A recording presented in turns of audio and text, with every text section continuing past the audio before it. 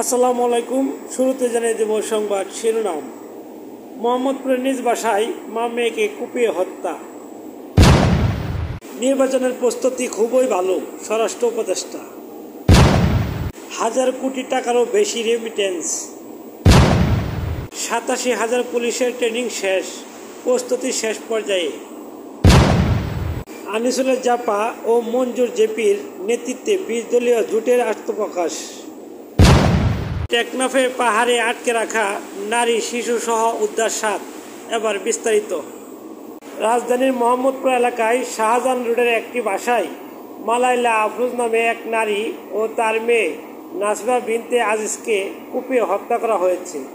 তাদের বাসায় গৃহকর্মী পলাতক আছে, তাই ধারণা করা হচ্ছে গৃহকর্মী তাদেরকে হত্যা করে পালিয়ে গেছে।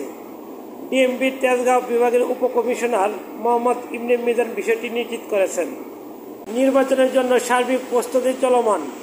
উৎসবমুখর, সুষ্ঠু ও গ্রহণযোগ্য ভোটের প্রেক্ষাপটে সব ধরনের পূর্ব প্রস্তুতি এগুচ্ছে, এমনটা জানিয়েছেন স্বরাষ্ট্র উপদেষ্টা লেফটেন্যান্ট জেনারেল অবসরপ্রাপ্ত মোহাম্মদ জাহাঙ্গীর আলম চৌধুরী।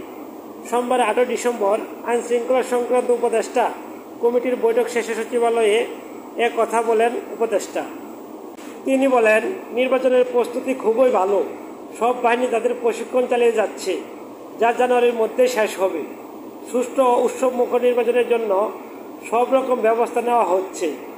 ভোটের সময় আইন শৃঙ্খলা বাহিনীর বডি ক্যামেরা থাকবে, যাতে প্রতিটি কেন্দ্রে নিরবচ্ছিন্ন বিদ্যুৎ সরবরাহ থাকে, তা নিশ্চিত করা হবে। চলতি মাস ডিসেম্বরের প্রথম 6 দিনে দেশে প্রবাসী আয় বা রেমিটেন্স এসেছে 63 কোটি 23,80,000 মার্কিন ডলার।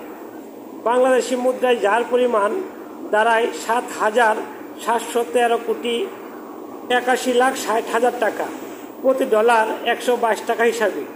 রোববার 7 ডিসেম্বর বাংলাদেশ ব্যাংক থেকে প্রকাশিত হালনাগাদ প্রতিবেদনে জানানো হয় এ তথ্য। নির্বাচনের দায়িত্ব পালনের জন্য পুলিশের প্রস্তুতি চূড়ান্ত পর্যায়ে রয়েছে বলে জানিয়েছেন পুলিশ কর্মকর্তারা। 1,45,000 পুলিশ নির্বাচনের দায়িত্ব পালন করবেন। ইতিমধ্যে 87,000 পুলিশ সদস্য ট্রেনিং শেষ হয়েছে। 4,500 বডি ক্যামেরা দিয়ে পুলিশ সদস্য ট্রেনিং দেওয়া হচ্ছে। সব মিলিয়ে পুলিশের কাছে 10,000-এর মতো বডি ক্যামেরা রয়েছে। এর মধ্যে 1,500 বডি ক্যামেরা ট্রাফিক পুলিশ ব্যবহার করে।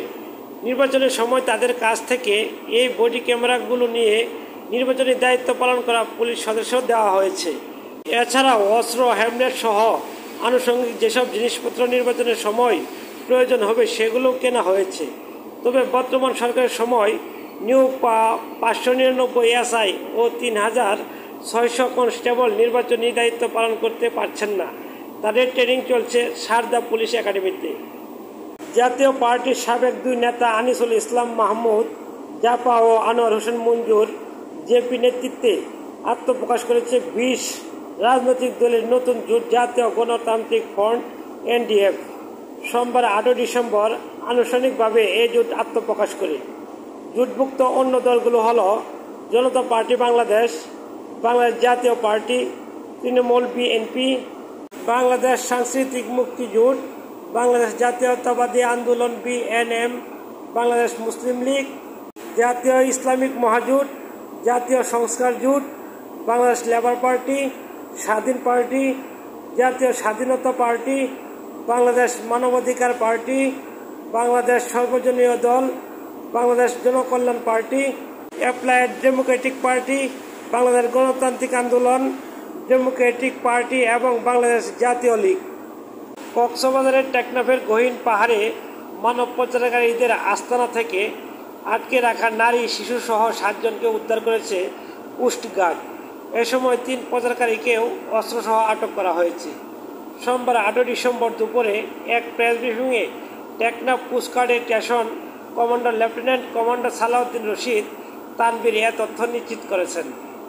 সম্মানিত ভিউয়ার্স, আপনাদের কাছে যাতে সঠিক খবর পৌঁছে দিতে পারি সেজন্য সকলে দোয়া করবেন। ভিডিওটাকে লাইক দিয়ে চ্যানেলটি সাবস্ক্রাইব করে রাখবেন। আসসালামু আলাইকুম।